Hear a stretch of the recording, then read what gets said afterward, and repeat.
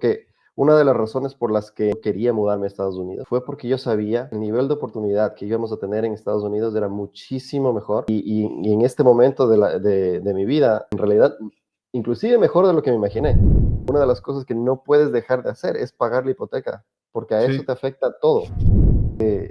Ahora es fácil. En retrospectiva, uno puede ver y te das cuenta de todas las cosas que hiciste mal, todos los red flags. Lo opuesto al dinero es tu historia. Si no la compartes, te la llevas a la tumba.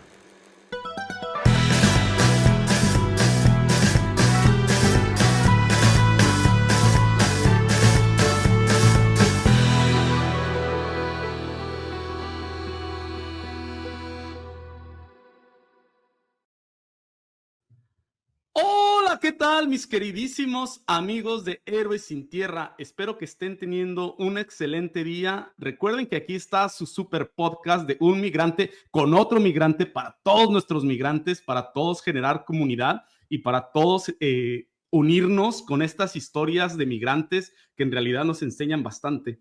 El día de hoy tengo el gran placer de tener a un gran amigo, a un hermano del alma, que se llama Santiago Rivera, y que le mandamos decir buenos días hasta el mundo árabe, buenas noches en California y en Estados Unidos, porque mi compadre aquí del alma tiene una historia de migración en la que no solamente se vino de su natal y amado Ecuador a los Estados Unidos migrando cuando era joven, también hizo toda una parte de su vida aquí en los Estados Unidos, pero no aprendió la primera y quiso además migrar una segunda vez al mundo árabe, que es una de las partes que nos va a compartir aquí, cómo es vivir en Omán, cuáles son las costumbres árabes y cómo es compartir y cómo es esa convivencia de los latinos con el mundo árabe y pues con otras culturas que se encuentran pues haciendo su vida en esa parte del mundo. Mi estimadísimo Santiago Rivera, bienvenido a tu podcast, brother. ¿Cómo estás, Muchas carnal? gracias, muchas gracias. Muy bien, muy contento de estar aquí y de participar en este podcast porque lo he venido siguiendo desde que comenzaste y me parece algo muy chévere compartir estas historias. Te agradezco bien harto que hayas aceptado la invitación y que me tengas la confianza para compartir tu historia, carnalito, porque en realidad estas historias, la verdad, que están buscando llegar a las personas adecuadas pues, para que todos aprendamos, ¿no? De nuestras propias experiencias y que sepamos que en realidad tenemos un valor mucho más grande del que en realidad nos damos nosotros mismos como migrantes. Entonces te agradezco que te hayas dado la oportunidad de compartir ese granito de arena con nosotros, carnalito. Muy. Oye, platícame entonces, vamos a agarrar este toro desde el frente, brother. ¿Cómo naciste en Ecuador? ¿Eres de Quito, de la capital? ¿De qué parte de Ecuador eres? Sí, de Quito, de la capital. Nací ahí en 83.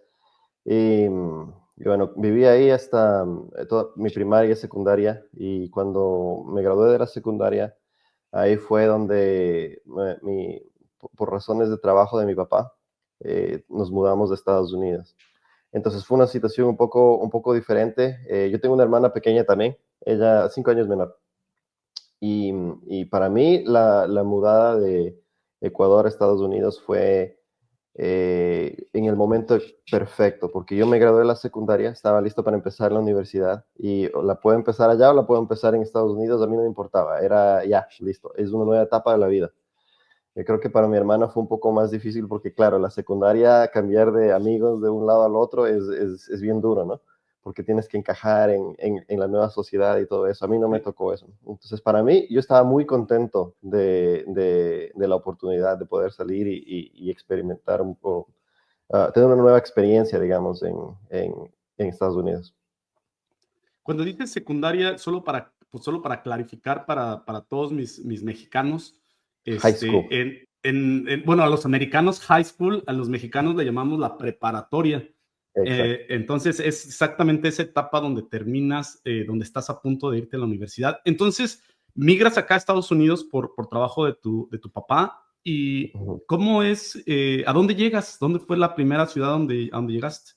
Llegamos a Houston y bueno, estuvimos ahí un poco al norte de Houston en Woodlands y ahí empezaron, digamos, estos shocks culturales porque allá la idea que tú te imaginas de Estados Unidos es todo lo que ves en las películas, ¿no?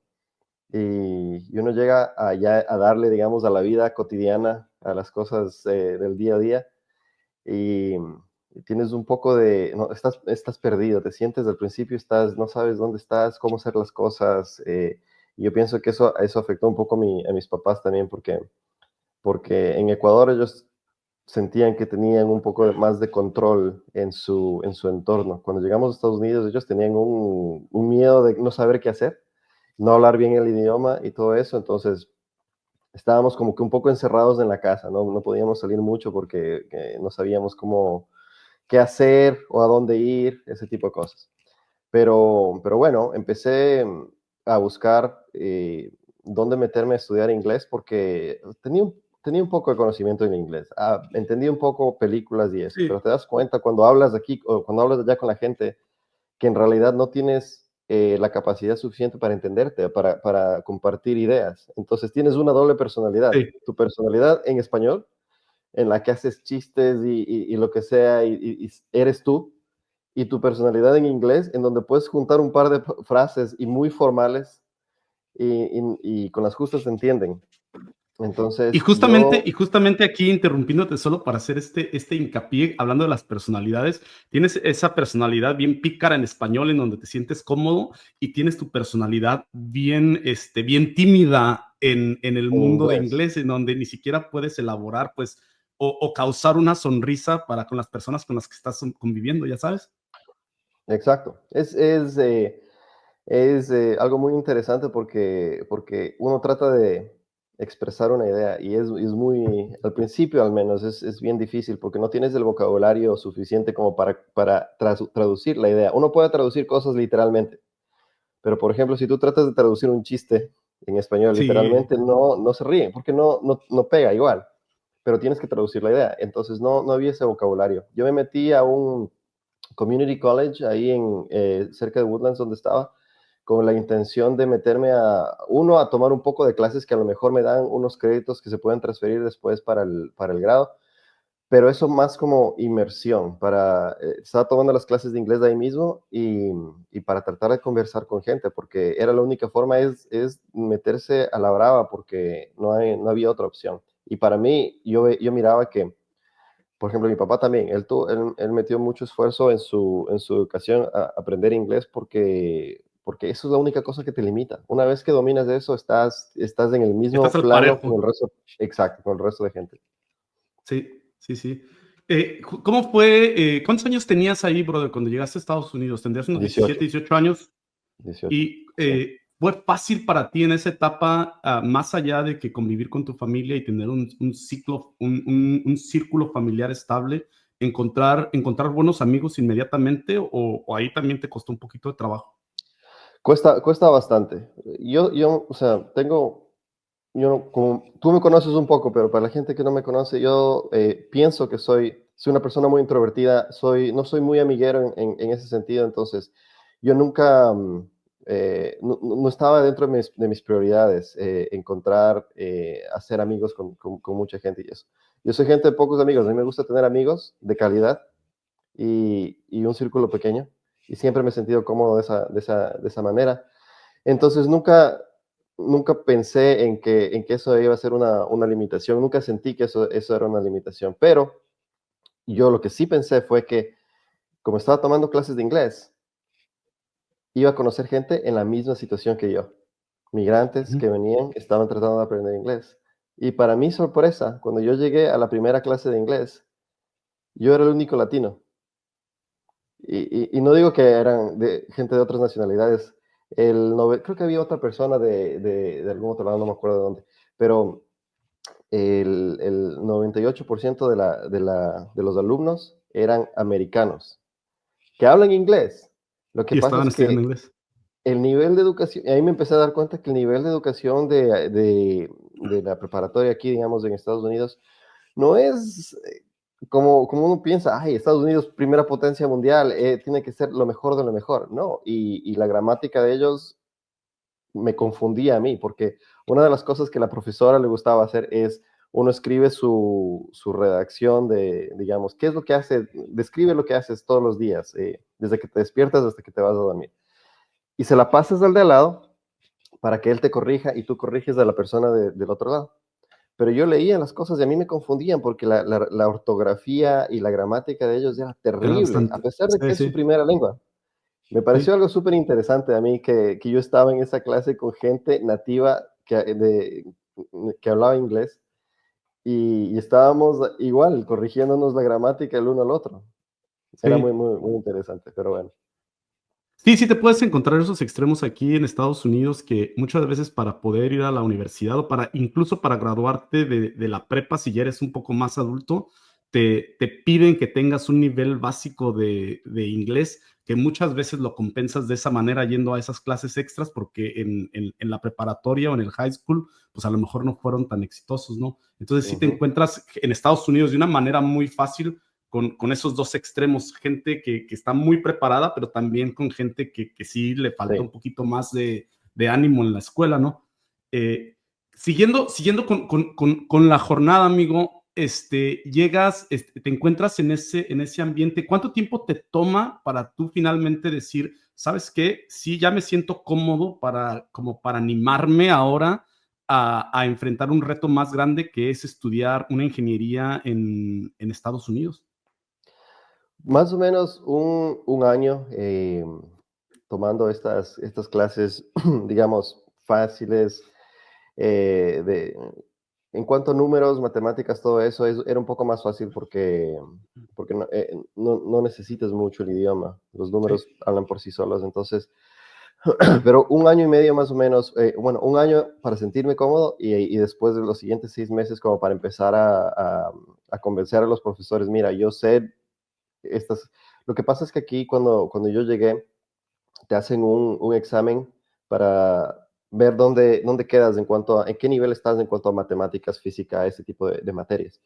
Y yo estaba en un nivel, en comparación a donde comenzamos aquí, más avanzado. Entonces, en el preparatorio yo ya había visto cálculo, el primer nivel de cálculo, ¿no? Pero aquí, a causa del inglés, cuando me hicieron ese examen, habían cosas que yo no entendía, instrucciones que yo no entendí, que me dijeron. Y, por ejemplo, el término scratch paper, no sabía qué significaba eso. ujú, Entonces nos dieron scratch paper, pero no era una hoja de papel en blanco, sino tenían palabras escritas y unos blancos como para rellenar. Pensé que era un formulario que había que entregar después del examen. Y claro, me dan el examen y yo pensaba, la gente aquí tiene que ser súper, súper inteligente porque hacen todo esto en la cabeza, porque no teníamos dónde escribir. Yo no sabía que scratch paper era justamente para hacer las para cosas. eso, Entonces para yo hacer hice tus todo en mi cálculos, sí. cabeza, pero claro, me demoré un poco más y el nivel en el que entré fue un poco más bajo de lo que estaba en Ecuador, por eso mismo. Pero una vez que ya aprendí, después de ese año, ya me sentía más cómodo con el inglés, entonces fue solo cuestión de ir a enseñar a los profesores, mira, yo llegué hasta este nivel y ellos me dejaron saltarme un par de clases, entonces pasé digamos, álgebra a cálculo, entonces ya empezaba desde ese Sí. nivel. Pero bueno, fue entre un año y medio donde me sentí cómodo, pero nunca perfecto, ¿no? La perfección del idioma fue a través de varios años durante la universidad. Y con ayuda, con mucha ayuda. Tenía Sí. una amiga que era profesora y me explicaba un montón de cosas, entonces me ayudó bastantísimo con ese asunto. Uno se imagina, como por ejemplo, yo que no tuve esa oportunidad de estudiar en Estados Unidos en la universidad, uno se imagina, al menos yo me imagino la universidad muy parecida a lo que te presentan las películas, pues que es un lugar donde vas y es reventón, es fiesta. ¿Cómo fue para ti ser parte de una universidad en Estados Unidos? Fue, Bien parecido a eso porque ves en las películas, ¿no? Es la fiesta y todo eso y en parte sí, es así. Uno entra y todavía, no sé, las prioridades a lo mejor no están bien definidas, bien establecida, entonces, sí. bien establecidas. Cuando conoces gente, a lo mejor conoces gente que no le pone mucho interés al estudio y te vas de fiesta siempre y la pasas bien. El primer semestre la pasé muy bien. pero mis calificaciones empezaron no estaban tan bien. Sí, Entonces, ahí me acuerdo que al finalizar el primer semestre, yo dije, no, aquí tengo que tomar una decisión. ¿Qué quiero ser? ¿Quiero ser alguien en la vida o quiero pasarme de fiesta? Porque claro, yo me he dado cuenta también que la gente que no le interesa, o tienes dos extremos, o son genios que dominan la materia que están estudiando y no tienen que o que no sea, lo ni sí, no prepararse ni nada, necesitan el esfuerzo. puro A, exacto. O gente que tiene dónde caer, entonces que el papá es dueño de empresa tal y entonces no tienen la Sí, misma motivación. necesidad. Sí, Exacto. Entonces, ese semestre dije, no, aquí se acabó todo esto. Me mudé porque vivir en el dorm en la universidad es un poco, la tentación está ahí, siempre. Entonces, es preferible removerse de ese asunto, sí, buscar un sí. lugar aparte donde estar, donde concentrarse, estar un poco solo, digamos, pero concentrado. Y bueno, tomé esa decisión, me fui y todo mejoró a partir de ese punto. Sí, Pero sí. es igual que se ve en las películas, bien, bien Qué parecido. chido, qué chido. Entonces, en realidad no cambia mucho de cualquier otra universidad del mundo, ¿no? La universidad al final del día termina siendo un lugar donde tienes acceso a la fiesta, si esas son las decisiones que tú tomas, y también tienes acceso a educación, a principios y a valores, si esa es la decisión que tú tomas, ¿no?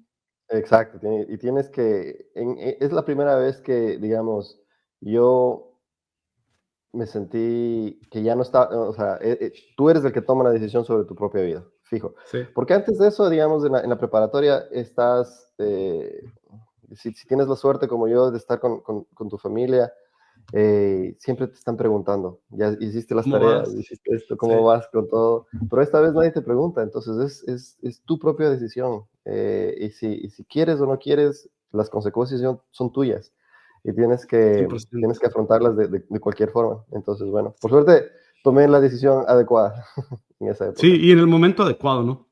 en el momento adecuado también. ¿Qué continúas tu vida universitaria y claramente, pues, te empiezas a enfocar un poco más en lo que en realidad te importaba? Te gradúas como ingeniero industrial y ahí comienza una nueva etapa para ti, que es la etapa profesional. ¿Qué tan sencillo fue para ti, una vez ya graduado como ingeniero, poder entrar al mundo laboral?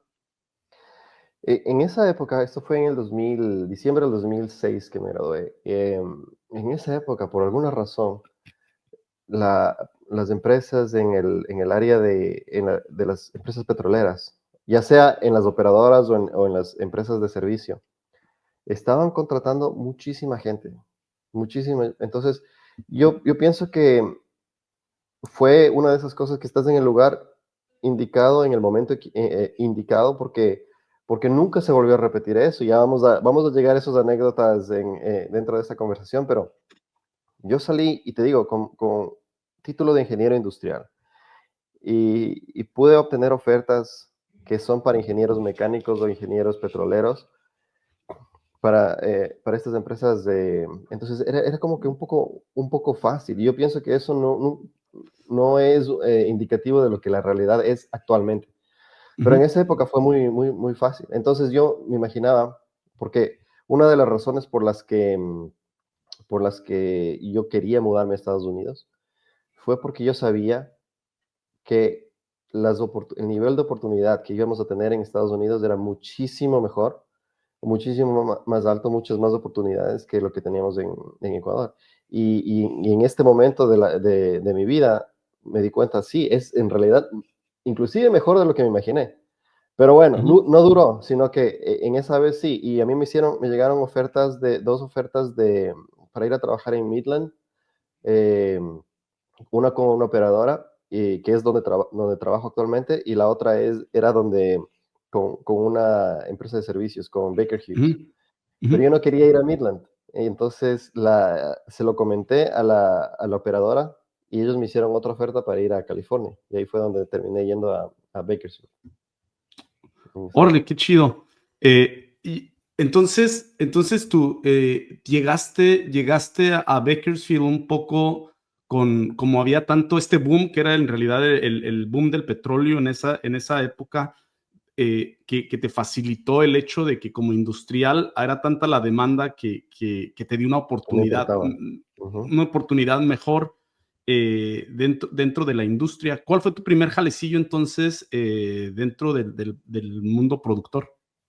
Yo entré como ingeniero de facilidades, entonces, claro, era no digamos construyendo plantas de gas ni nada de eso, sino que facilidades en la superficie, em, construcción o dónde poner las tuberías, ese tipo de cosas, ¿no? Medir Ujú, las tuberías, ese tipo de cosas. Y bueno, había en esa época, la empresa tenía un sistema de entrenamiento. Entonces, durante 2 años ibas a estar enfocado en todas las ramas, en facilidades, en producción, en completaciones, en taladros de perforación. Y, y bueno, yo entré en ese programa, entonces mi título era ingeniero de facilidades, pero en realidad empezaba a hacer todo. Y la idea es que ujú. al final tienes ya tienes un poco más de conocimiento de qué hace cada Sí, disciplina cada y función, puedes sí. elegir dónde quedarte. Ujú. Exacto. Y eso fue empezando enero del 2007.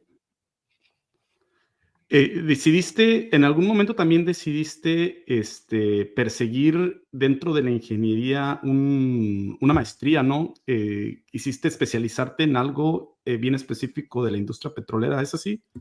La maestría fue en ingeniería de petróleo y la razón fue porque, bueno, como empezamos la oferta llegó en el 2006, para que más o menos tengamos una idea mental de la cronología, ¿no? 2007 empecé a trabajar, todo era muy, muy bueno, el precio del petróleo estaba bien alto. Y, y bueno, en el 2008, solo un año después, hubo esta crisis del mercado de bienes raíces en Estados Ujú, Unidos que afectó a todo el mundo. Entonces empezaron a caer todos los precios de todo. Afectaron, claro, las bienes raíces, pero también afectó a la industria petrolera, el precio del petróleo cayó y empezaron a haber recortes en todas las empresas. Y yo de alguna manera sobreviví a esos recortes, pero a mí siempre me quedaba la duda de que si me llegan a recortar y yo no tengo, mi título es ingeniero industrial y tengo un año de experiencia en petrolera, no me van a volver a contratar. Entonces a mí se me ocurrió, dije, bueno, tengo la oportunidad hay una universidad cerca, bueno, no, cerca, ¿no? Pero 2 horas en Los Ángeles que tenía un programa muy bueno de ingeniería en petróleo, entonces decidí meterme a medio tiempo después mientras trabajaba, para por lo menos tener ese título que diga, mira, o sea, sé de lo que estoy sí, hablando sí, sí, y a lo tenías mejor un me permite. respaldo ya. Exacto, exacto. ¿Cuánto tiempo estuviste en Bakersfield hasta que decidiste ir a otra oportunidad? En Bakersfield me quedé 7 años, en realidad. Bueno, hasta diciembre del 2013, más o menos. Ya había acabado, justo ahí fue cuando en mayo del 2013 terminé la maestría. Ya me sentía como que tenía un poco ¿Tenías más algo? sí, algo más para exigir, digamos, de alguna otra posición. Y yo quería en realidad quedarme con la empresa, irme a Houston. Houston estaba creciendo bastante, bueno, la empresa en Houston estaba creciendo bastante con todo esto del tema de los pozos horizontales con fracturas y todo eso.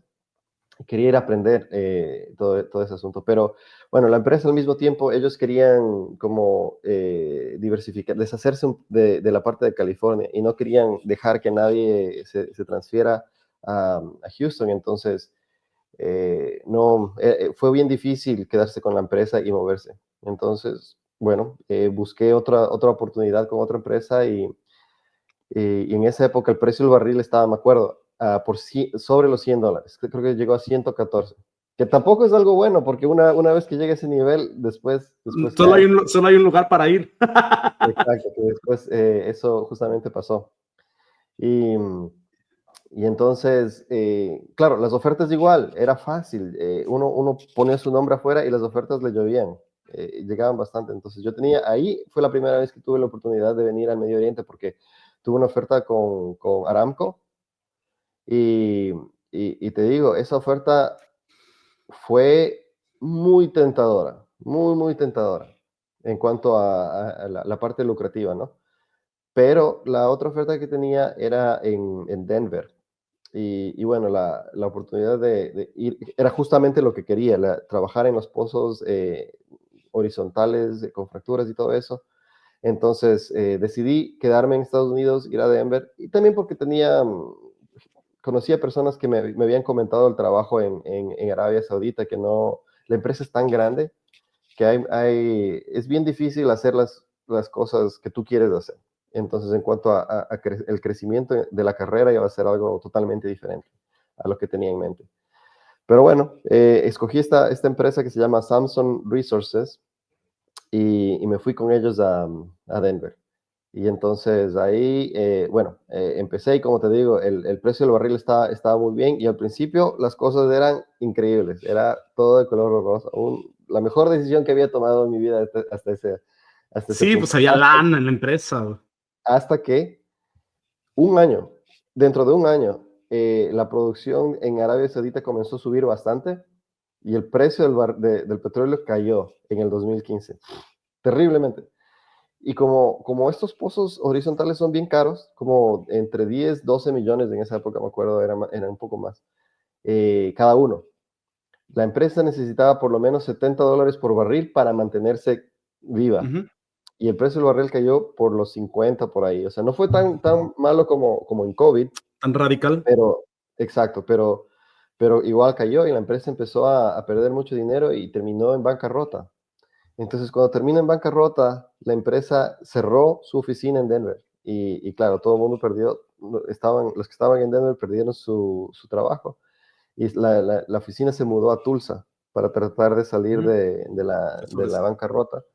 Pero bueno, entonces ahí fue una etapa dura porque, claro, ese cambio duró solamente un año y después de eso, otra vez a empezar a buscar a dónde moverse. Sí, no, y me imagino que te afecta bastante porque te mudas o cualquier persona que se muda, piensas en hacer una vida a largo plazo y que vas a tener trabajo y tomas decisiones pensando que vas a tener trabajo a largo plazo, ¿no? Como, no sé si en tu caso tú tuviste la oportunidad de comprar alguna propiedad o de empezar a tener tus propias cosas que al final del día a lo mejor te deja bien mal parado, pues perder el jale, güey. Sí, sí, sí, sí. Esa era una de las cosas. Bueno, hay dos puntos aquí. El primer punto es que cuando yo me mudé a Estados Unidos, todo el mundo tiene esta idea del sueño americano. Y parte del sueño americano es comprar casa. Y a mí esa idea nunca me cuadraba. Yo nunca fui muy partidario de tener que endeudarse con una hipoteca para Ujú. cumplir un sueño. Y por suerte me aguanté, porque yo tenía en California, yo tenía la presión de familia, de amigos, tienes que comprar casa, eso es lo que hay que hacer. Sí, eso es lo que Y yo sigue, es el no, siguiente eso es paso. lo que sigue. Y yo me aguanté y no quería, y bueno, pasó lo de la crisis del mercado de bienes raíces. Entonces, todas las casas, el valor de las propiedades cayeron muchísimo, más del 50%. Sí, sí, Y la sí. gente que había comprado casa y que tenía su sueño americano estaba perdiendo la mitad del valor de la propiedad. Ahí, por razones de oportunidad, ahí fue donde decidí comprar, digamos, tener el sueño americano y comprar casa. Pero fue porque era una oportunidad que Ujú. no iba a volver a pasar. Y ahí fue Sí, que compré una propiedad. Bueno, me fui a Denver, y vendí esa propiedad, ¿ya?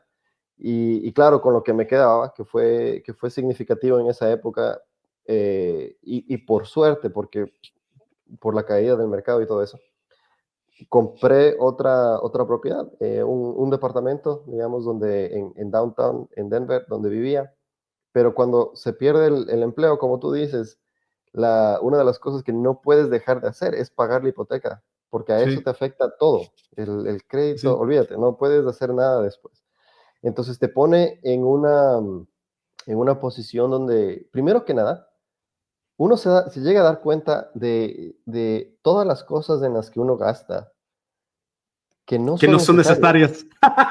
Uno piensa que son necesarias. Entonces yo pensaba que, por ejemplo, para estar en forma, mi membresía al gimnasio era muy necesaria. Pero era una membresía que venía con la membresía, el pago mensual más el pago del entrenador. Entonces no era algo barato, pero bueno, entonces esa es una de las cosas que empezaban a caer de mi payroll, digamos. De tu lista de prioridades. Exacto, entonces había que eliminar eso. ¿Necesitaba 2 motocicletas? No. Entonces, desastre, ese tipo de cosas, te empiezas a dar cuenta que en realidad las necesidades son muy pocas, ¿ya? Uno necesita cosas, obviamente tienes que comer, tienes que vivir, tienes que pagar la hipoteca, pero el resto de cosas eran simplemente extras. Entonces, lo que sí me ayudó, esa experiencia me ayudó muchísimo, es a darme cuenta que uno, y no sé si esto es general en todos en cuanto a países latinoamericanos, yo pienso que es más general en cuanto a la mentalidad de gente de clase media, sin importar de dónde seas, porque me he dado cuenta que es lo mismo aquí en el mundo árabe y en Estados Unidos y en Ecuador, que cuando uno es de clase media, más o menos, uno lo que cuando piensa en una persona exitosa, es porque ve las cosas que uno tiene. Entonces, esta persona tiene una casa grande, tiene un BMW o lo que sea, entonces le tiene que ir bien. Pero te das cuenta que a lo mejor eso es falso. Es como la gente que pone sus historias en Instagram En y siempre Instagram, ves sí. lo mejor de lo mejor. Pero en realidad eso no refleja el potencial de una persona y te das cuenta que muchas personas, esto le pasó a muchísima gente, están, por bien que estén, tienen casa gigante, tienen carros lujosos, pero el momento que pierden el empleo, están a un Sí, mes de la pobreza total sí. porque ganan y gastan exactamente lo que ganan. Entonces, no ahorran nada. Me hizo dar cuenta, esa experiencia me ayudó bastante y por suerte, me pasó cuando estaba solo, no tenía ningún dependiente. Entonces, otra de esas cosas que pasan, experiencias que suceden, pero en un momento muy, muy adecuado, porque en ese momento aprendí qué es en realidad, qué son las prioridades que para mí significan algo que me ayudan a mantener mis objetivos, digamos.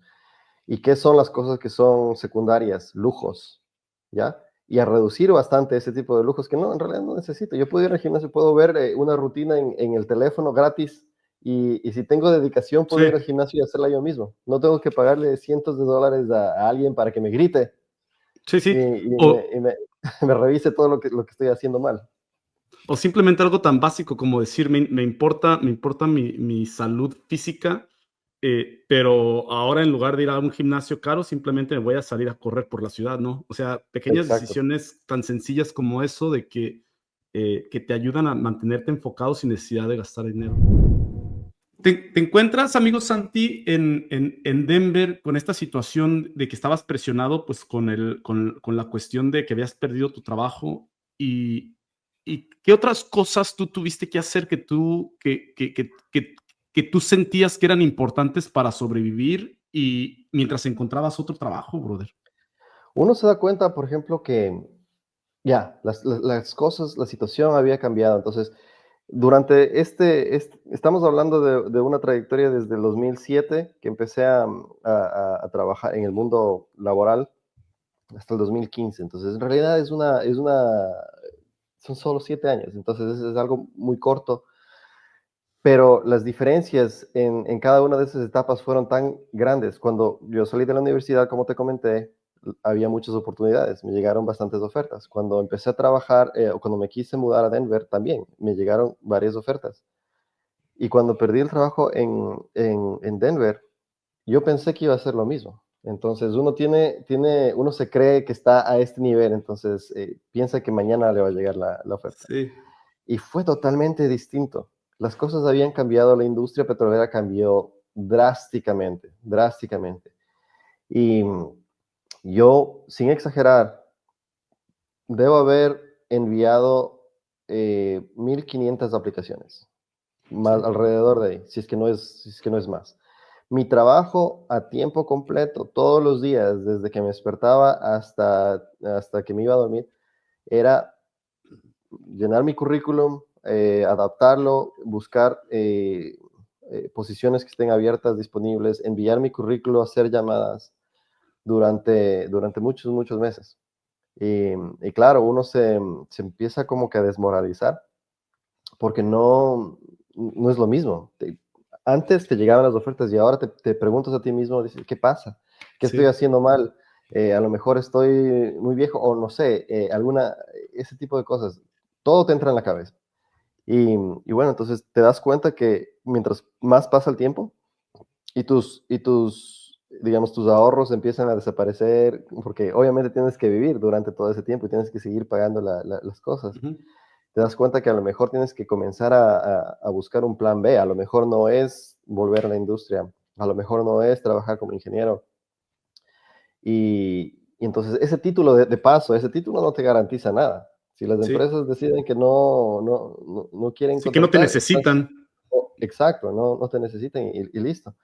Entonces yo empecé a buscar otras opciones. Entonces, dentro de, de esas opciones, y para mí, una como te decía, por suerte me pasó donde no tenía dependientes y estaba en un punto de mi vida donde las apariencias a mí no me importaban. Entonces, yo estaba dispuesto a entrarle a todo, a lo que sea, incluyendo trabajar como manejando Uber o me metí en un curso donde yo siempre quería aprender a manejar los 18-wheelers, los camiones bien, bien grandes. Ujú. Y claro, descubrí que, que los pilotos de esos camiones, los choferes de esos camiones, ganan muy, muy bien, muy, muy bien. Entonces, claro, te pasas 6 meses cruzando todo el país, manejando esos camiones con 15 marchas y todo eso. Eh, pero te pagan, en esa época era como 160,000 al año, que es algo muy bueno para trabajar solo seis Sí, meses del claro. año, el resto Mm. te relajas. Pero te limita porque si yo quiero volver a la industria a trabajar en ingeniería, mm, esos 6 meses voy a estar manejando todos los días, entonces no voy a Sí. estar aplicando los trabajos y todo eso, entonces tienes que Y tomar no, quizá a ese lo mejor tipo ni de... siquiera puedes ir a tu entrevista de trabajo, ¿no? Exacto, no puedes ir a las entrevistas, en todo eso. Entonces, era una decisión, son decisiones que son bien polarizadas, bien difíciles. O decides esto, pero pierdes todo esto. O, bueno, entonces la sigues guerreando ahí. Yo tomé la decisión de volver me metí, yo quería sacar un MBA y me metí a buscar ahí, porque claro, tenía tiempo libre, aparte de hacer las aplicaciones de los trabajos, no estaba haciendo nada más. Y me metí en realidad a sacar un doctorado en esa época. Dije, bueno, acá no sé cuánto voy a durar sin trabajo, me meto a sacar este doctorado, lo acabo rápido y a lo mejor me ayuda un poco más en las aplicaciones. Entonces me metí a ese asunto. Pero claro, encontré una persona que él es dueño de una empresa en California, petrolera, y bueno, él necesitaba un ingeniero que ayude, pero es una empresa pequeña, es una empresa independiente y el salario, digamos, la paga era muy, muy baja. Más De limitado. hecho, Sí. yo había calculado que yo podía trabajar en Uber y si manejaba los 7 días, digamos, yendo al aeropuerto, viniendo, ganaba lo mismo, creo que hasta un poquito más. Entonces fue una oferta menos que lo que me ofrecieron cuando salí de la universidad sin experiencia. Pero bueno, era algo para poner en el currículum, entonces es mejor que nada. Entonces me Sí, metí, le claro. dije, la acepté y me fui a trabajar con este señor ahí mismo en Denver, hasta que, bueno, fueron unos 6 meses por ahí, hasta que por suerte la situación mejoró en la industria y una de las aplicaciones que yo había metido hace un año atrás, me llamaron de esa aplicación. Ajá. Y fue con la empresa que estaba en Bakersfield. Con Entonces, la por misma suerte, empresa donde iniciaste. una persona, uno que fue mi jefe en esa época, él también regresó a la empresa, vio que había aplicado, se metió a mi LinkedIn y al siguiente día me llamaron de la empresa y me hicieron una entrevista, pero como ya me conocían, fue una entrevista fácil porque fue Muy por sencillo. teléfono y al siguiente día me dijeron cuánto, me hicieron una oferta y no estaba en condiciones de ponerme muy, Muy exigente. muy exigente con la oferta. Entonces, cuando me dijeron, dije, muchas gracias, listo, y me fui a Houston otra vez. Oye, antes de llegar a esa parte de Houston, Y ya como última pregunta, yo soy de las personas que cree que una necesidad básica del ser humano, pues es la necesidad social, la necesidad de tener a alguien en tu Ujú, vida, con quien compartir.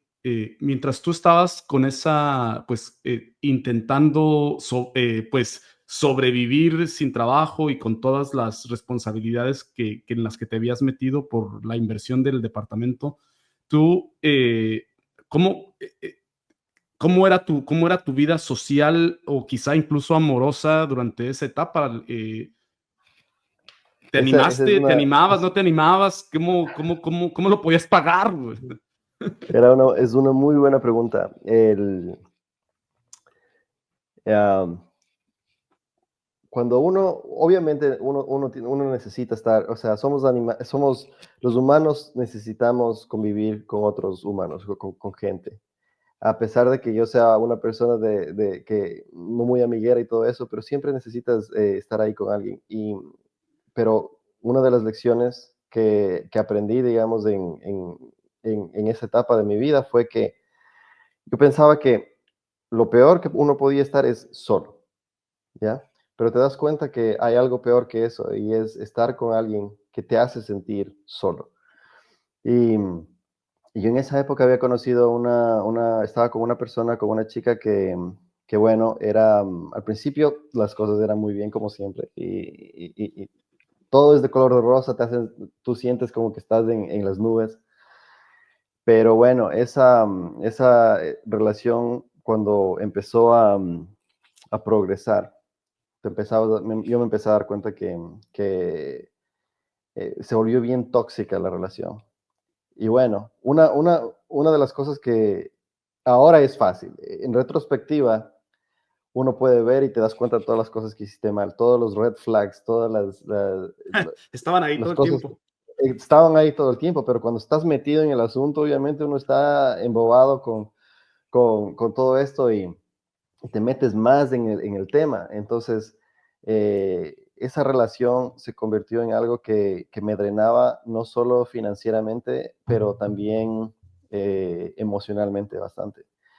Yo pienso que eso es uno de los temas para otro podcast, pero la manera en la que a los hombres nos afecta este tipo de cosas es algo de lo que no se habla mucho. Siempre se habla de que las mujeres son las abusadas hasta cierto punto, ¿no? O ya sea física, emocionalmente, como sea, porque bueno, es verdad, eso pasa. Pero de la misma manera no se le pone énfasis a cómo afecta esto a un hombre. Y fue una situación que se volvió tan fea, tan drástica, donde yo tenía miedo de que si es que, por ejemplo, en alguna de estas confrontaciones llegaba la policía a la casa, eh, ¿quién pierde ahí? Si hay un conflicto entre un hombre y una mujer en la casa, ¿quién pierde ahí? El hombre es el que es el culpable casi siempre. Entonces, me ponía en ese tipo de situaciones donde yo no sabía qué hacer. Mi salud mental eh, se impactó bastante, tuvo un declive muy, muy, muy alto porque yo perdí peso, perdí como 40 libras de peso, el pelo se me empezó a caer, nunca se recuperó de paso, pero se me empezó a caer bastante y era todo el estrés que tenía de mantener. Uno sale a trabajar, y una vez que ya conseguí el trabajo otra vez, uno sale a trabajar, está todo el día tratando de hacer todo lo posible y lo peor que uno puede hacer es regresar a una casa donde a uno le tratan como que la casa no es de él, Sí, como sí, un sí. extraño, como que todo es tu culpa, como que cualquier cosa que pase es porque tú haces las cosas mal y todo ese tipo de cosas, ¿no? Entonces ahí me di cuenta de que estar con una persona que es narcisista estar con la persona equivocada. Puede ser algo que te afecta mucho más que Sí. cualquier otro tipo de adversidad, perder el trabajo, qué sé yo, ese tipo de cosas pasaban a un segundo plano porque El problema aquí era esta situación, estar con la persona equivocada. Y eso he visto que le pasa a mucha gente y no se habla mucho del tema. Por suerte, una vez que yo llegué a un límite, ya tomé la decisión de abrirme, digamos, y decir, ok, la situación no puede continuar de esta manera, porque a pesar de que yo ya tenía un nuevo trabajo, yo me he dado cuenta que la gastadera en cuanto a dinero por mantener a alguien feliz era algo ridículo. Entonces tomé la decisión de que no, esto tiene que cambiar. Y bueno, en ese punto decidí, no más, Sí, muchas gracias. Y no fue fácil porque una vez que tomas esa decisión, te tratan de quitar todo. No fue así sí, ok, nos dejamos. vamos a darnos la mano y cada quien por Y, su y lado, ahí al todavía contrario, hay, no fue así. sí, sí. Fíjate que dijiste algo súper interesante en el sentido de que muchas veces es mejor estar solo que mal acompañado. Ujú, Y eso es lamentablemente pues para los dos, ¿no? Tanto para los hombres como para las mujeres. Es crear conciencia y también ser valiente contigo mismo de decir, aquí no es y aquí no es. ujú. Y la mayoría de las grandes veces nos aferramos a algo que sabemos claramente que no existe y nos seguimos metiendo en lugar de salirnos del hoyo, continuamos cavando el hoyo, ¿no? Y nos seguimos Exacto, metiendo más y más. Oh, muchas gracias exacto. por compartir eso, mi querido Santi. Regresando al tema migratorio. Sí, sí, porque no tengo, esto es agua. Si queremos continuar con el otro tema, lo que necesito Sí, es sí, sí, un sí, sí, sí. whiskycito aquí. Sí, sí, y me estoy demasiado triste, fíjate, porque para ti es agüita, porque te estás despertando, son las 8 o 9 de la mañana en Oman, Sí, y para mí, pues yo sí te podría haber acompañado con un whisky, pero no te quería, no de desayuno. no quería que desayunaras whisky, bro. Bien. Entonces te vas a Houston, y ya estando en Houston, carnalito, se te presenta esta oportunidad. ¿Tú la buscaste? ¿Era algo que tú querías? ¿O cómo fue que terminaste aceptando? ¿Qué estaba pasando por tu mente? ¿Qué estaba pasando por tu vida? Que tú decidiste, ¿sabes qué? Yo ando buscando algo distinto que espero encontrar en un país árabe. Cuando yo estaba digamos, en mi posición, ya habían pasado varios años y yo siempre quería esa oportunidad de tener una posición de liderazgo. Entonces yo estaba buscando esa posición, la del liderazgo, independientemente de donde sea. Entonces, y bueno, tenía por otro lado mi familia, ellos cuando en algún momento, ya después de que nos separamos, yo me fui a la universidad, ellos fueron por su lado, ellos se fueron también al Medio Oriente. Entonces yo tuve la oportunidad de conocer Abu Dhabi, Bahrein, estuvieron entre los dos países por más o menos 11 años. Yo iba casi cada año a visitarles y me daba cuenta que la vida en el Medio Oriente, por lo menos en estos países, es muy diferente a la percepción que uno tiene en Estados Unidos, porque lo que nos llega a nosotros son las noticias, ¿no?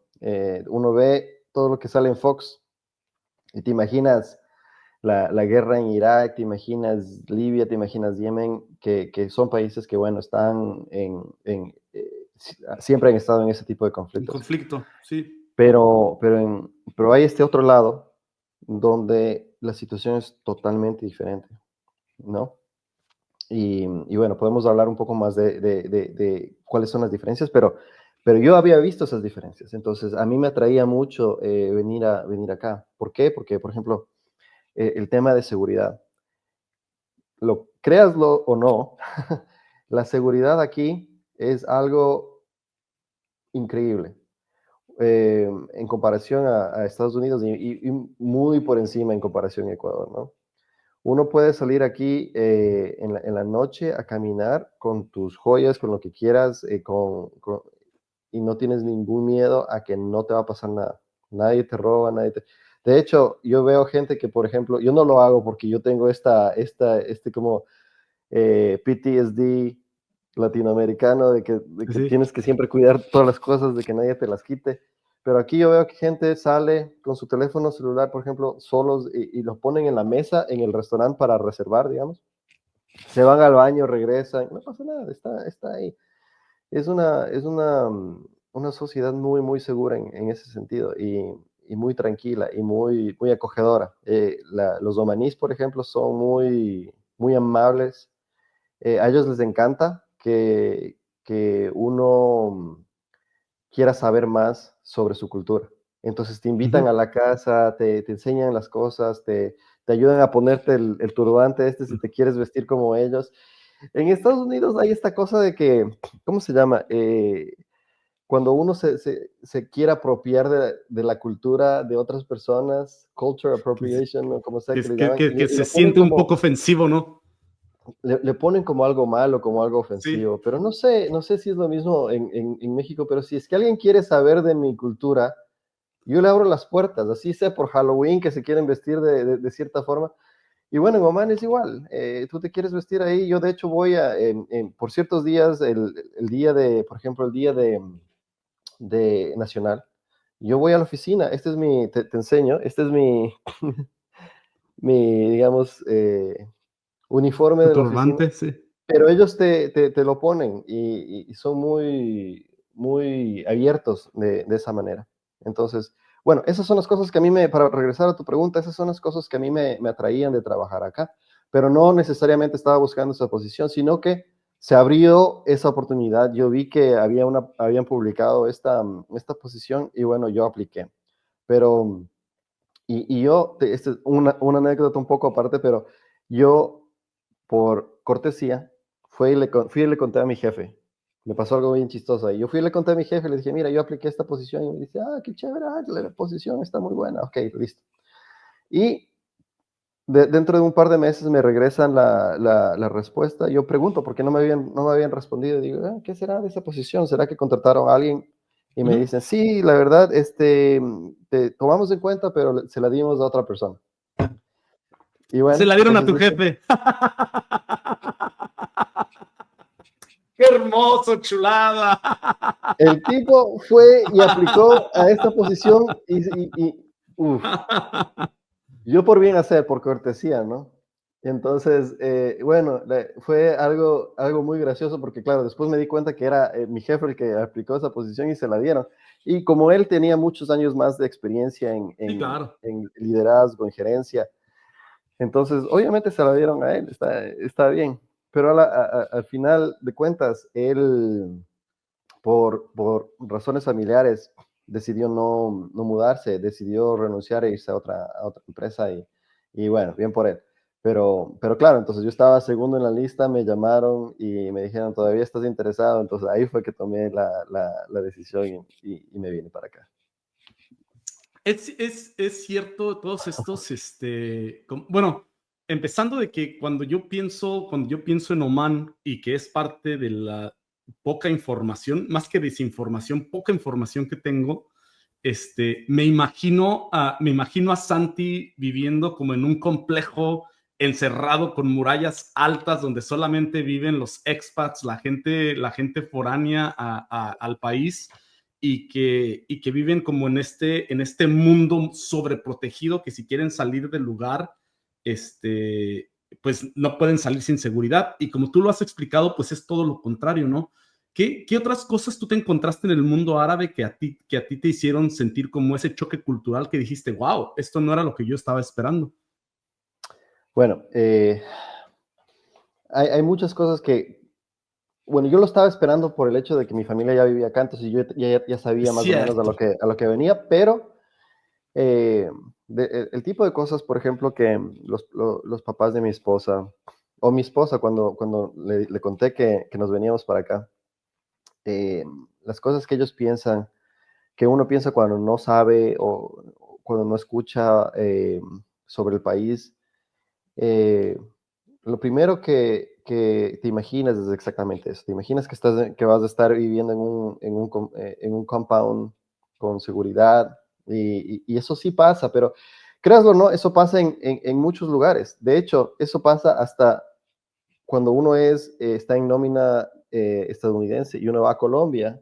te ponen esa seguridad. Sí. Estás más o menos en el mismo, no un compound, pero digamos, siempre estás en un lugar donde tienes que estar con seguridad al lado. Sí, no, incluso yo conozco amigos que se van como expats, por ejemplo, a Venezuela, por darte un ejemplo, o Sí, Colombia, exacto, o incluso igual. Ecuador, y no les, o México, y como parte de su paquete tienen prohibido manejar. La empresa Exacto. les da un chofer que también es su seguridad, y qué cosa más bella. Sí. Bueno, aquí nosotros llegamos y bueno, primero que nada, no hay compound. La sociedad es inclusiva. Entonces, no importa si es que uno no es musulmán.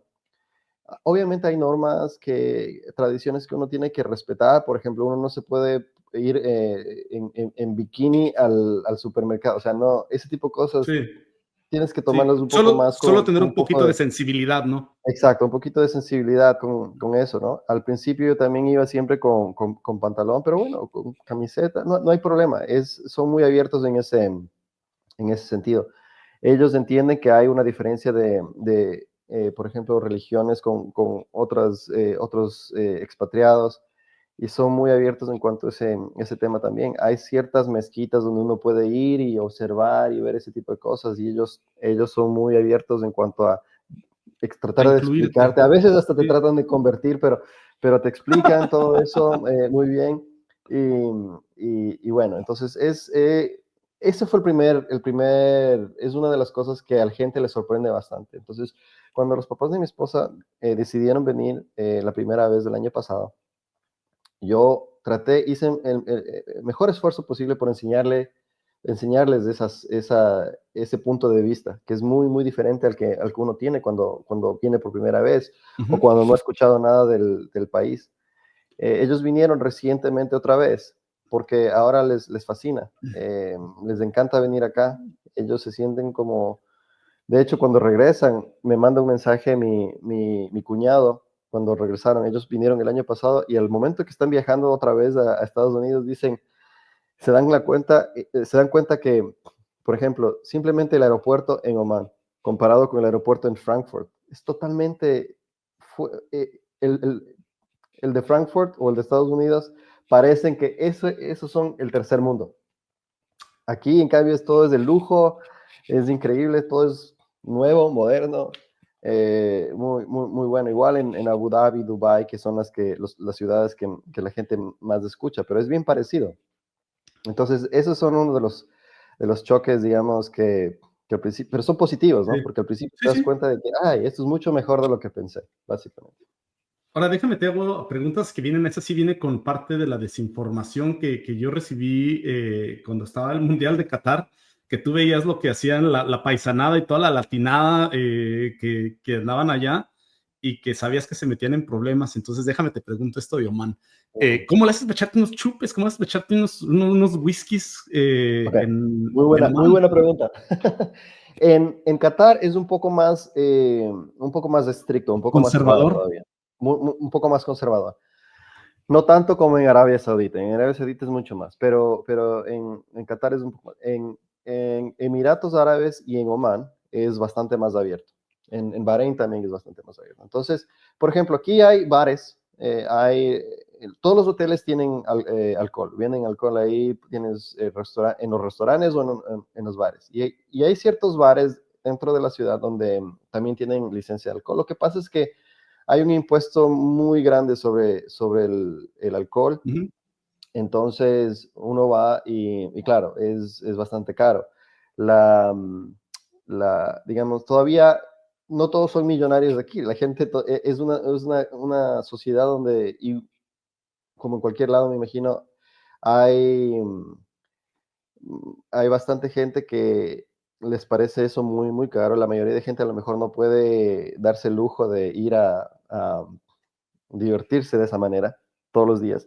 Entonces, no todos los restaurantes, no todos los bares tienen, no hay muchos, ¿no? Que Ujú. tengan esa licencia, pero los hay. Entonces, uno puede ir, puede salir y ese tipo de cosas. Lo que no puedes hacer es, lo que sí es bien, la ley es bien estricta, es si es que manejas en estado de influencia y te atrapan, es cárcel directo. Entonces, y las multas son muy altas, por un lado está bien porque mantienen las calles Sí, limpias sí, y sí, no no te hay atreves. accidentes y no hay esas cosas, y no te atreves, exacto. Porque sí. ¿Cuánto, a ver, para comparar un poquito más o menos el estilo de vida, a mí antes, cuando estaba más chavalón, me gustaba, para intentar comparar el estilo de vida, preguntaba cuánto costaba una coca. Ahora ya he evolucionado y ahora pregunto cuánto cuesta una cerveza en un bar. Aquí en Estados Unidos, bueno, en México me imagino que pues obviamente hay también como en todos los lugares, hay restaurantes de todos tipos, pero me imagino que en México un restaurante decente debe de costar una cerveza entre $3 y $4. Aquí en California, una cerveza en un bar de medio pelo te cuesta entre $7 y $8. ¿Cuánto cuesta una cerveza en Oman?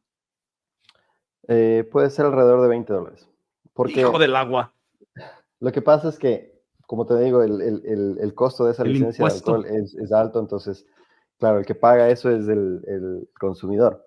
Y lo interesante es que la moneda local es más fuerte que el dólar, es 2.6 veces, ¿no? Uy, Entonces, ¿qué no se pasa? siente Que tan pesado.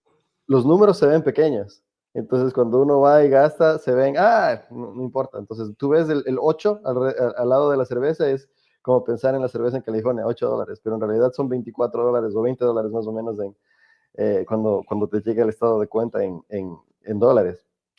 Entonces, bueno, esas son las cosas que son caras. Otras cosas que son caras aquí, por ejemplo, el costo de los automóviles es también caro, pero el costo de labor es muy, muy barato. Entonces uno puede tener, digamos, a nosotros nos llega, vivimos en un complejo donde tenemos un grupo de jardineros que vienen, te arreglan todo.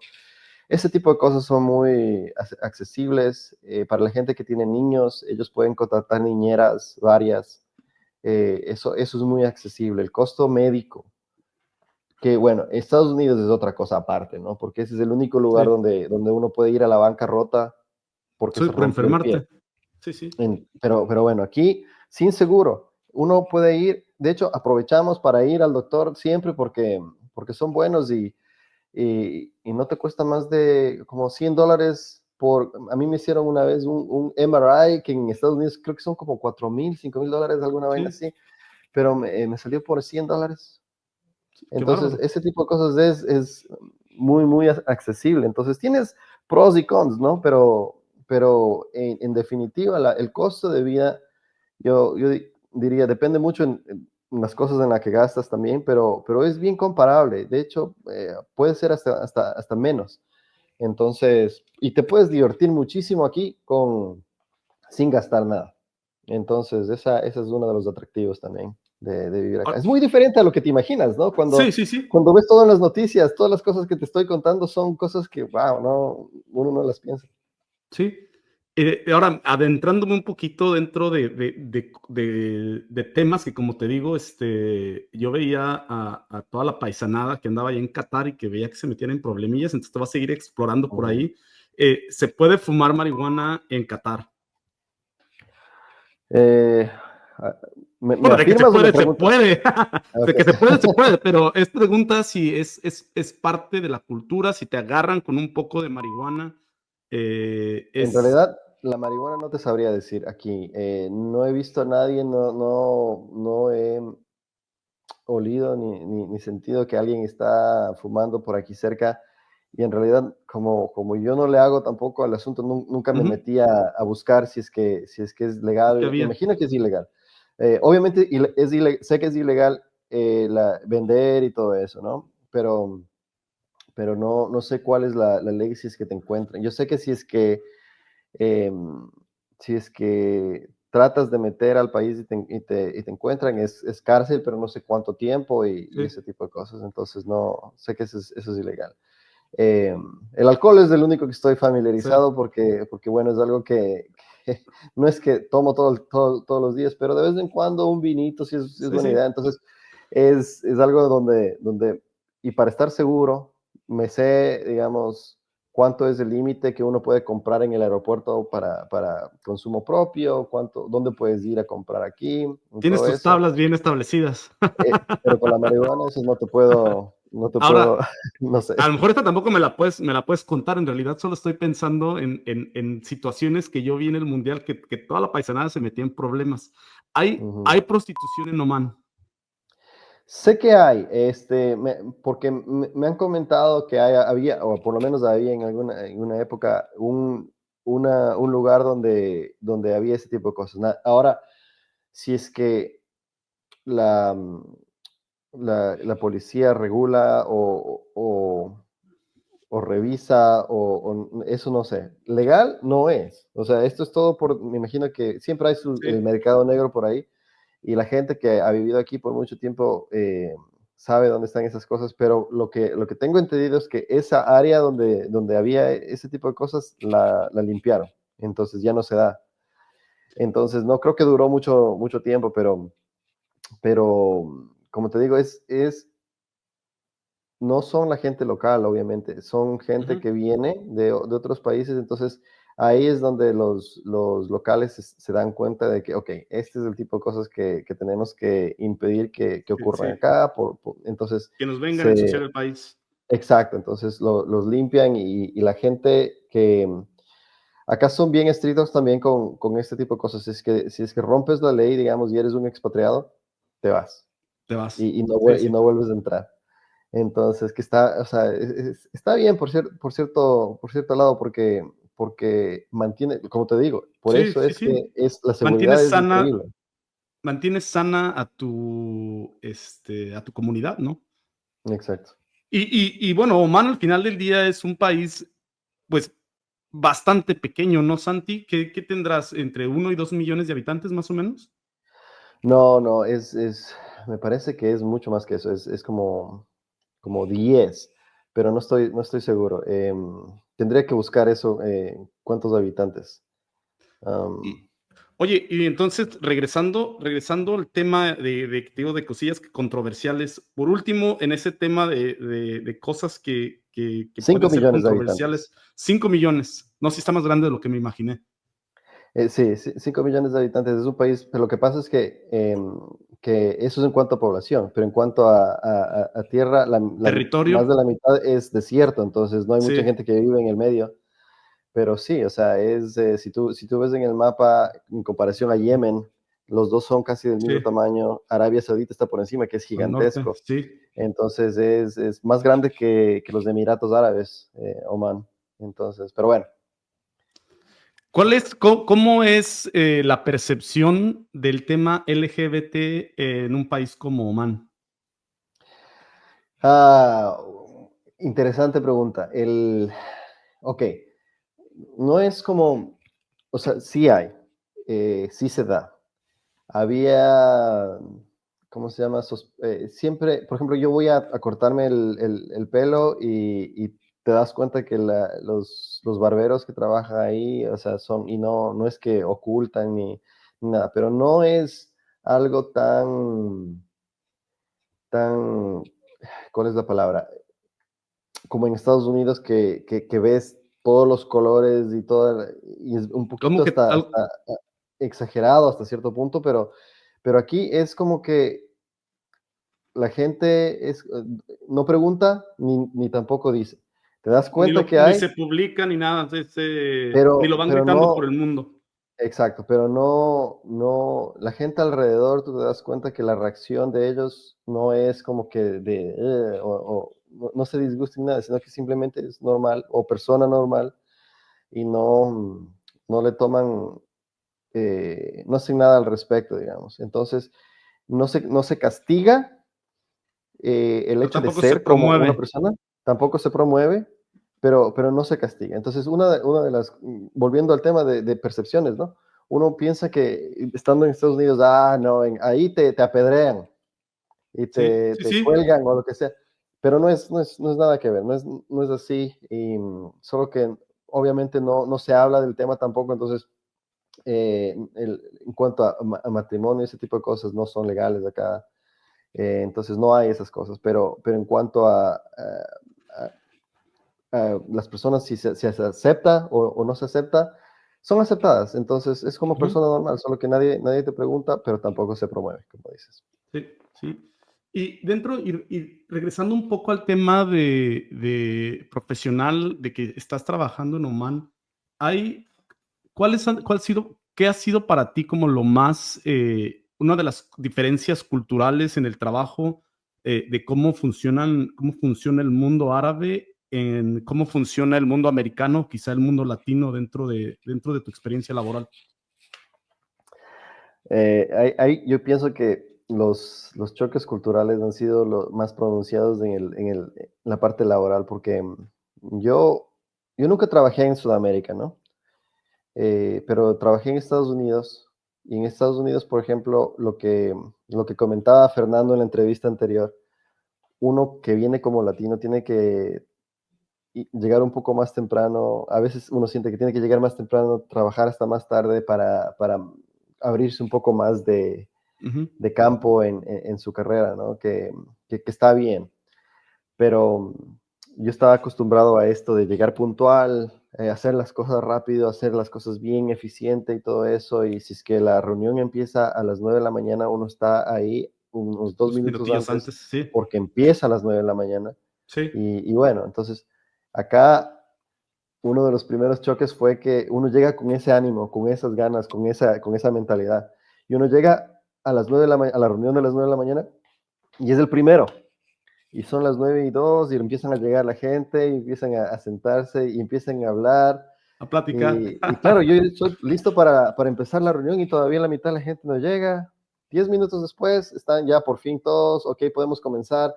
Y ya mientras hablaron de que cómo estuvo el fin de semana, cómo están tus niños, todo ese tipo de cosas. Entonces, esas formalidades que son parte de la cultura también, uno tiene que acostumbrarse porque yo llegaba con esas ganas de estar ahí y a veces uno es Te percibido veías como un como poco agresivo. agresivo, exactamente. Sí. De que, ay, ¿por qué? ¿Qué pasa? A ver, primero hablemos, ¿cómo estás? ¿Cómo estuvo tu fin de semana? El clima, los niños, ese tipo de cosas. Y yo me tuve que frenar mucho, porque a mí al principio fue bien frustrante, porque yo quería hacer las cosas y acabar las cosas rápido y eso, y me parecía muy ineficiente no hacerlo. Pero bueno, ya son 2 años, ya me acostumbré un poco al tema. Me asusta un poco el tema de algún momento tengo que regresar. Este es un trabajo temporal, digamos. No sé cuánto vaya a durar. La visa se renueva cada dos años, pero al momento de regresar a Estados Unidos tengo que comenzar a estar en el ritmo otra A vez, reactivarte nuevamente de una a manera reactivar. distinta. Esa es una Sí, de las cosas. La otra de las cosas es que, por ejemplo, bueno, igual, inclusive en la manera en que envías los correos electrónicos, tienes que, en Estados Unidos uno es bien eficiente, ¿no? Nombre, coma, necesito esto, punto A, punto B, punto C, listo, gracias y firmas. Acá en cambio es estimado tal. Espero que tu día espero que este email Espero que este email te encuentre bien y que todo esté bien. La paz esté con usted, porque igual así se saludan en sí el se mundo saluda. árabe.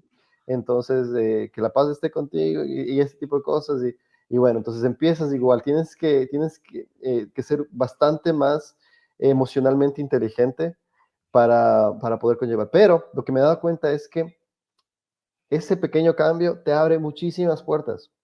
Entonces, por ejemplo, cuando uno empieza con eso y cuando uno hace el esfuerzo de hablar en el idioma de ellos también,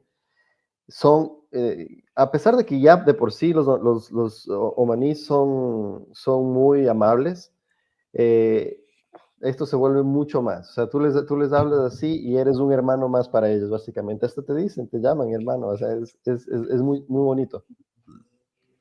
Qué chido.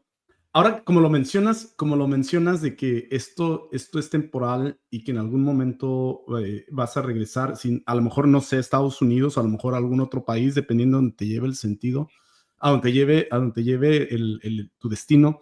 ¿Qué habilidades tú crees que has aprendido en el mundo árabe que si tú no hubieras tenido esa experiencia, nunca los hubieras aprendido? Ah, ok. Como sabes, más o menos la industria del petróleo, por lo menos en la empresa donde yo estoy, es una empresa donde hay mucha diversidad cultural, hay gente de muchos lugares, pero en Estados Unidos no hay mucho, la gente árabe no está mucho ahí.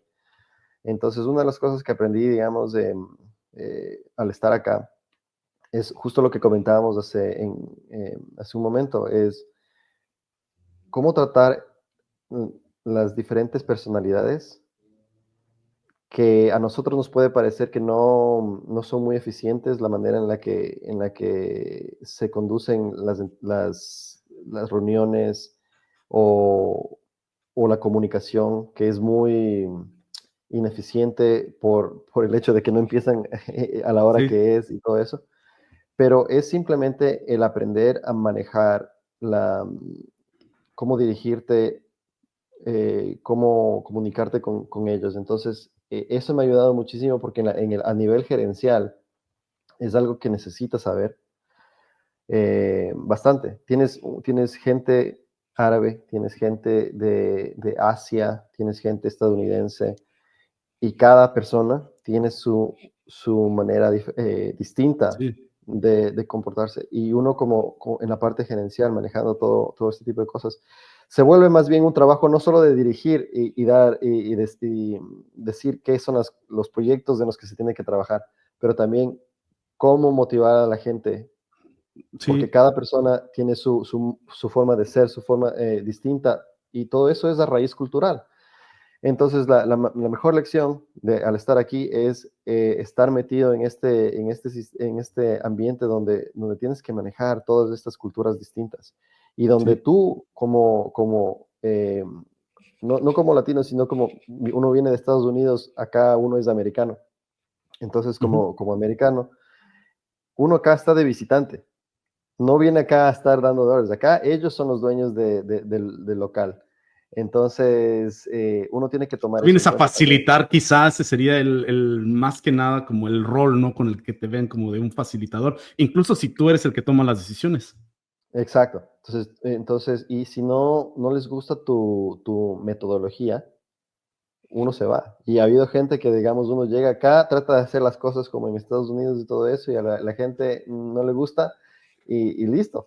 Esa persona Bien, desaparece, se regresa. sí, me pareció, siento por lo que dijiste, Santi, que más o menos en Oman, debido a las diferentes culturas que están ahí, asiáticas, americanas y quizá de otros países, sí hay que adaptarse 100% a su cultura de esas personas, porque como que esa cultura, siento que lo que estás describiendo es que es como muy auténtica. A diferencia de Estados Unidos, que en realidad, aunque sí habemos muchos de muchas culturas distintas y con muchas tradiciones, al final del día creo que todos utilizamos el estándar americano pues para manejarnos, ¿no? Y para comunicarnos y para navegar el área profesional. Siento Ujú. que a lo mejor allá sí tienes como líder, sí tienes que aprender a navegar de una cultura a otra, más que encontrarte en un estándar. Sí, no, exacto. Y más que nada la cultura local, porque ellos no diría ellos son los que mandan, sino que ellos son los que están abriendo las puertas de su país, digamos, para que nosotros podamos hacer, digamos, el negocio acá y mantener la operación. Entonces, obviamente es parte de eso. Y bueno, tengo la suerte de que es una cultura que es muy abierta y una de las diferencias entre Qatar y Oman o entre Emiratos Árabes y Oman es que en Oman es una sociedad y encuentras, desde el punto de vista de que encuentras omaníes en todos los niveles, en toda de la estratificación social, digamos. Entonces tienes los que son dueños de empresas que son, o sea, súper exitosos, pero también tienes las personas que son normales, digamos, que te recogen el taxi, por Ujú. ejemplo. Entonces tienes en todos los niveles. En Emiratos Árabes, por ejemplo, eso no pasa. Están los de arriba. Son los de arriba, ellos son los dueños de todo. Entonces hay un poco más la personalidad. Yo trabajo en un proyecto también en Emiratos. Entonces trabajar con ellos es un poco distinto porque la personalidad de ellos es un poco más, ellos te ven como que tú trabajas para ellos, siempre. A pesar de que Sí. estés al mismo nivel laboral o en posición o lo que sea, ellos son como que los dueños de todo y tienen esa predisposición. Son amables y todo eso, no digo que no, pero tienen esa, un poco de esa, y la sientes, la sientes. Aquí en cambio no, aquí no es lo mismo, aquí es una sociedad normal. La única diferencia es que ellos están siempre vestidos con su vestimenta tradicional y ya, eso es todo. ¿Qué sigue? Obviamente, a mí me da mucho gusto encontrarte, pues, bien contento, bien pleno con tu familia en Omán y viviendo esta experiencia inolvidable para que me imagino que es para ti, se debe sentir igual. ¿Qué sigue para Santi? ¿A dónde se nos muda Santi después? ¿Cuáles son sus metas? ¿A dónde quiere llegar? ¿Qué, qué quiere Santi de la vida? A ver, ¿qué quieres Santi de la vida? Primero, a mí, desde hace muchos años, a causa de estas situaciones de las que hemos hablado, que uno empieza a trabajar y no sabe dónde, y la oferta que me dieron resultó que fue en Bakersfield. Y después que resultó que la oferta que me gustó más fue en Denver. Y después que la empresa quebró.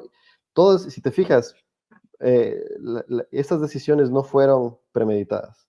Fueron porque algo pasó y el destino fue Bakersfield, y el destino fue Denver, y el destino fue que se perdió el trabajo y lo único que hubo fue en Houston otra vez de regreso. Y que la posición que se abrió fue Nomad. Para mí es bien difícil por esa razón el pensar en dónde quiero estar después, porque ninguna de estas decisiones las tomé yo, fue a causa de la situación en ese momento. Lo que me gustaría, yo trato de generalizar un poco más mis planes, porque a veces uno no, o sea, no depende de uno, Sí. ¿no? Sí, Entonces, dice mi madre sabiamente, Dios, uno pone y Dios dispone. exacto, exacto. Entonces, para mí, lo que yo quisiera es, a mí me gustaría quedarme aquí en Oman por algún tiempo, unos 5 años, bueno, 3 años más de lo que llevamos, por lo menos, simplemente porque los proyectos en los que estoy trabajando son proyectos que duran más o menos ese tiempo. Entonces, aún no empezamos con uno, vamos 2 años y recién vamos a lo mejor empezar el siguiente año. Entonces, me gustaría llevar el proyecto por lo menos empezar, o que esté ya moviéndose bien, porque mi nombre está Sí. en esos proyectos. Entonces, si me voy antes de que empiecen, es como que difícil. Pero bueno, tampoco depende 100% de mí. Depende también de que el gobierno decida que ellos quieren, ellos les gusta humanizar, que está muy bien. Les gusta humanizar muchas posiciones. Entonces, si el gobierno decide que ellos quieren reemplazarme con alguien local, bueno, lo van a hacer. Pero me gustaría quedarme acá. Y después de eso, bueno, como te digo, si es que hay algún otro lugar para irme fuera de Estados Unidos, sería a lo mejor es una buena oportunidad.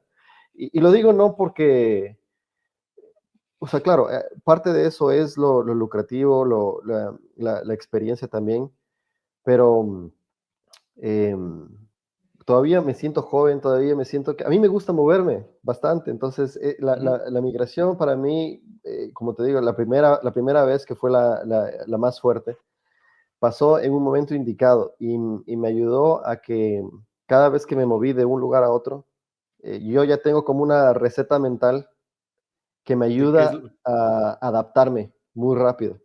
Sí. Entonces, no he tenido ningún problema. También me siento muy privilegiado en el sentido de que cuando yo, por ejemplo, me he sentado a ver tus entrevistas de otras personas y, y claro, yo me siento como que, wow, yo no tengo hasta que me invitaste al podcast, porque antes de eso yo no me sentía como que tenía una historia que es como para compartir, porque yo me siento como que todo me salió bien Sí, desde cierto sí, punto, pero en realidad, bueno, esos cambios de ese privilegio, lo que sea, bueno, la razón por la que yo me siento privilegiado es porque me pasó en un momento indicado o adecuado y me permitió hacerme un mapa mental que me ayuda a adaptarme bastante fácilmente a los cambios de situaciones, a los cambios de lugar. Y bueno, esa es la lección más grande que aprendí, digamos, en todos estos cambios.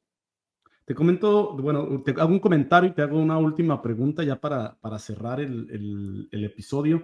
El primer comentario es que me encanta lo que acabas de decir, de que tú sentías que no tenías una historia lo suficientemente interesante para contar, porque hasta ahora absolutamente 100% de las personas que he entrevistado me han dicho lo mismo cuando les he preguntado que me gustaría entrevistarlos. Todos me dicen, no, pues es que yo qué te voy a platicar. ¿Cómo que me vas a platicar? ¿No tienes una historia poca madre? Y aprovecho a todos mis héroes que están ahí, aprovecho para hacerles una abierta invitación a que si ustedes tienen una historia que contar, y si aún así, si no crees que tienes una historia chida que contar, estoy seguro que sí la tienes, solo que a lo mejor no eres tan consciente de que la tienes, ¿no? Y, y la pregunta con la que quiero terminar es precisamente con lo que acabas de decir, Santi, de que tienes parte de tu ser es tener esta predisponibilidad de adaptarte rápido en situaciones de cambio.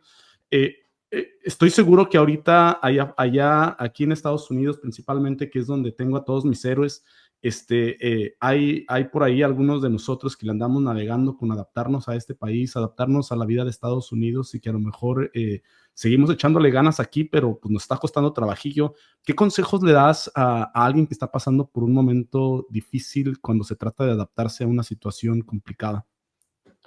El consejo que les daría es que tienes que darte cuenta de que cuáles son las cosas que te impiden adaptarte de una manera eficiente. Siempre hay varias cosas y cada persona va a ser diferente. Hay muchas personas que les cuesta mucho adaptarse porque tienen una vida o un estilo de vida ya marcado. Ellos han vivido bastantes años en otro lugar y lo que tratan de hacer es duplicar eso Sí, en su nueva ciudad. Por ejemplo, si es que lo que yo decía de que yo me mudé a Estados Unidos en el momento adecuado, fue porque yo acababa mi vida de estudiante, de niño en un país y empezaba mi vida de adulto en otro país. sí, Pero si hubiera empezado mi vida de adulto en Ecuador, por ejemplo, con amigos o con carrera establecida, el cambio yo pienso que de un país a otro hubiera sido mucho más difícil, porque lo que yo hubiera estado tratando de hacer es siempre hubiera estado pensando que yo tengo mi grupo de amigos allá y acá no tengo nada, entonces siempre iba a estar extrañando eso. Entonces, tienes que estar consciente de que ese tipo de cosas, cuando uno cambia de un lugar a otro, no las vas a poder repetir, al menos no al cien por sí, ciento Entonces, siempre trata de pensar de que no va a ser lo mismo, va a ser nuevo. No tiene que ser mejor, no sí, tiene que ser, va a ser totalmente nuevo. Entonces, hay que meterse eso en la cabeza. Eso es la una cosa. La otra cosa es que cuando uno viene, y sé que hay personas que vienen se mudan a Estados Unidos, vienen solos, o si vienen acompañados, es una situación totalmente distinta también. Y una de las cosas que yo aprendí, por ejemplo, por experiencia, es que bastante, bastante de tu éxito depende, eh, o tu éxito depende bastante de la capacidad de adaptación de tu familia, no solo de ti.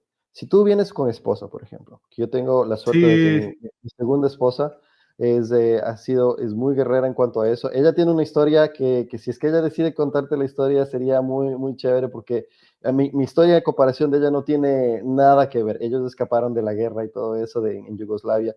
Pero bueno, eso es para otra historia. Pero ella, a pesar de que ella tuvo mucho miedo de venirse al mundo árabe, la capacidad de adaptarse de ella ha sido muy, muy, muy buena. Y eso ayuda bastante porque como uno sale a trabajar y cuando regresas a la casa, no te quieres encontrar con alguien que está deprimido, no te quieres encontrar con alguien que extraña la casa y se pone a llorar. Lo que quieres es alguien que te hace un hogar. ujú, Entonces, sí. yo he tenido la suerte en este segundo matrimonio, digamos, que tengo eso. Encontré la persona que me ayuda y me hace sentir que este es mi hogar. Entonces, volviendo al tema de que el título del podcast, Héroes sin Tierra, claro, la tierra para mí es algo secundario porque yo me siento que estoy en mi hogar, en la casa, Sí, donde sea que sí, estoy. sí. Estás en Entonces, si tu estoy en sitio. Oman, estoy en Estados Unidos, estoy en mi sitio. Eso es algo muy importante. Entonces, si es que tú vas de un lugar a otro, tienes que asegurarte de que las personas con las que vienes, si vienes solo, es un poco más fácil, yo diría, a pesar de que extrañas más y te sientes solo. Estar solo es bien feo, pero es un poco eh, más fácil empezar desde cero.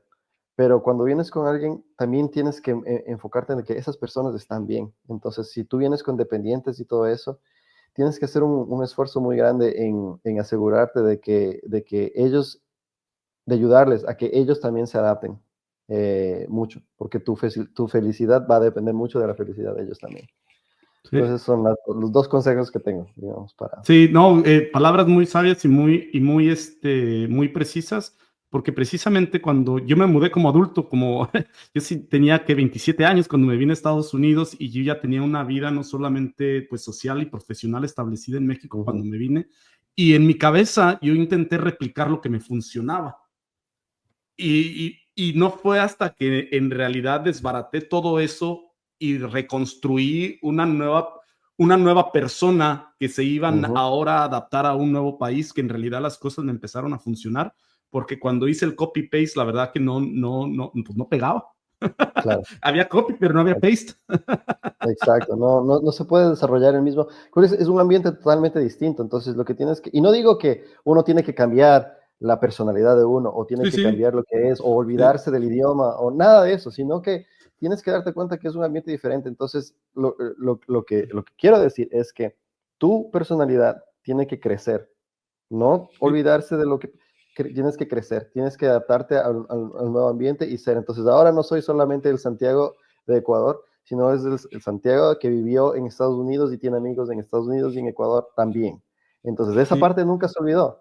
Entonces, y después me vine al Medio Oriente. Entonces, uno va creciendo de esa sí, manera y te vas adaptando, pero con mente abierta siempre y siempre tratando de pensar de que las personas que conoces actúan de manera distinta a lo que estás acostumbrado y siempre hay alguna razón y tienes que, que hacerte esa pregunta, ¿por qué son de esa manera? Y tratar de entenderles, ponerte en sus zapatos, digamos, y tratar de ver el mundo desde el punto de vista de ellos. Y te vas a dar cuenta que todos somos muy, independientemente de dónde seamos, árabes, estadounidenses, latinoamericanos, tenemos unas cosas muy básicas en común. Todos sí, queremos estar felices, todos queremos que nuestra familia esté bien.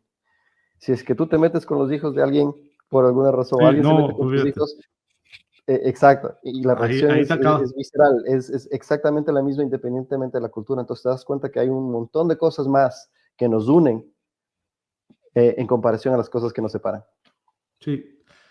Amiguito, pues yo creo que con ese pensamiento que nos acabas de dejar de ir, nos acabas de dejar aquí, es un excelente momento para cerrar esta conversación con ese moño de oro, con lo que acabas de decir que me encanta. Y te quiero dar las gracias, pues primero por darme la oportunidad de compartir tu historia aquí conmigo y con mis héroes, porque la encuentro demasiado valiosa y ofrecernos esa pequeña ventanita hacia un mundo que para la gran mayoría de nosotros nunca habíamos visto, que es el mundo árabe, solamente teníamos la oportunidad de verlo pues a través a lo mejor de noticias que están bastante tocadas para hacernos pensar que ese mundo es de una manera cuando en realidad es de otra, ¿no? Entonces te agradezco mucho eso, pero también te agradezco mucho, brother, que tú te hayas tenido toda la vida la confianza en ti mismo para creer en ti, para saber que vas a triunfar, para animarte y arriesgarte a vivir tu vida de migrante, no solamente aquí en Estados Unidos, pero hacerla 2 veces en otro país y estar dispuesto a hacerla nuevamente en cualquier otra oportunidad que te ponga la vida. Que encontré esta pulserita para ti, bro, para regalártela. Me gustaría regalarte el mundo, pero solo te puedo regalar esta pulserita que tiene este pequeño mensajito que dice, uh, pursue breakthroughs in your life. Y la razón por la que Ah, chévere. sentí que esta palabra en específico, breakthrough, era muy apropiada para ti, es porque todos nosotros, incluyéndome a mí, el haber venido a este país de Estados Unidos, pues ya ha sido un reto bastante difícil, que si, que si bien la vida me pone a mí volver a migrar a cualquier otro país, siento que a lo mejor sí tengo, como tú dices, los elementos ahora para poder a lo mejor sobresalir en ese país, pero la verdad es que no quiero volver a hacerlo. Ya lo hice una vez y ya estuvo, ya déjenme en paz a mí. Pero el hecho de que tú te hayas ido a otra cultura en realidad me demuestra esa mentalidad que siempre has tenido de hacer cambios agresivos para encontrar resultados únicos. Y te agradezco que nos hayas compartido esa historia aquí. Y a nivel personal, públicamente, amigo Santi, quiero agradecerte porque tú también fuiste una parte importante de mi vida cuando tú vivías en Denver. Tú tuviste la gratitud y tuviste la amabilidad de recibirme en tu casa cuando yo estaba estudiando en Denver. Y entonces yo creo que si no hubiera sido por esos parotes que me hacías de quedarme ahí en tu depa, que me quedaba a 2 cuadras caminando de la universidad, brother, era una chulada. Y te quiero agradecer no solo por haberme recibido, sino por ahora entender la situación tan complicada por la que estabas pasando. Le da mucho más valor en mi historia que tú me hayas recibido de la manera como me recibías y abrirme, introducirme a whiskies a los que yo nunca había tenido acceso antes. Todavía tengo ese whisky, bueno, no es la misma botella, pero es mi favorito ese, todavía tengo el... Y te lo agradezco de corazón, amigo. Gracias por haber estado aquí, gracias por compartir y gracias porque a pesar de haber estado en una situación económicamente complicada, tú siempre abriste tu casa, tu corazón y me lo abriste y te lo agradezco mucho, carnalito. Obvio. Me había olvidado de eso, pero es cierto, ahorita que me haces de acuerdo, fue venías creo que cada mes, pero la pasamos muy chévere. Sí. Siempre la pasábamos muy bien. Amiguito, pues muchas gracias. Buenos días hasta Oman. Buenas noches aquí en California. Muchas gracias por haber estado aquí, brother. Te lo Muchas agradezco gracias mucho. por la invitación. Un gusto. Nos vemos.